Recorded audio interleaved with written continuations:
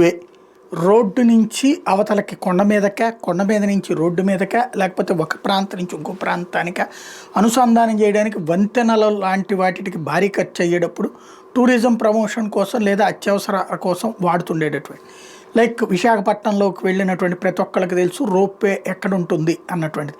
అక్కడ డైరెక్ట్గా కైలాసగిరి దగ్గర నుంచి కింద దాకా బీచ్ దగ్గర దాకా ఉన్నటువంటిది. అదే తరహా రోప్వేలు ఆ మధ్యన భవానీ ఐలాండ్ దగ్గర నుంచి దుర్గగుడి దాకా అన్నటువంటి ప్రచారం జరిగింది. లేదంటే కనుక పొన్నమి ఘాట్ నుంచి భవానీ ఐలాండ్ దాకా అన్న ప్రచారం జరిగింది. అయితే ఆ తర్వాత బోట్లకు సంబంధించినటువంటి యజమానులు, లేకపోతే టూరిజం డిపార్ట్మెంట్ దగ్గర నుంచి బోట్లు ఉండగా అవి వదిలేసి అందరూ అదెక్కేస్తారన్నటువంటి ఉద్దేశంతో దాన్ని పక్కన పెట్టేసినట్టు.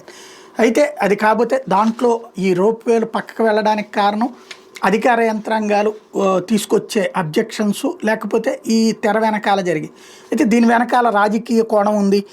జగన్ వస్తే తీసేస్తాడు, చంద్రబాబు వస్తే నడిపేస్తాడు, ఈ కోణంలో జరిగేటటువంటి ప్రచారం నడుస్తుంటుంది. ఇప్పుడు తాజాగా చూస్తే రోప్వేలు 6 రోప్వేలకు సంబంధించినటువంటి ప్లాన్ ఏదో చేస్తున్నారట.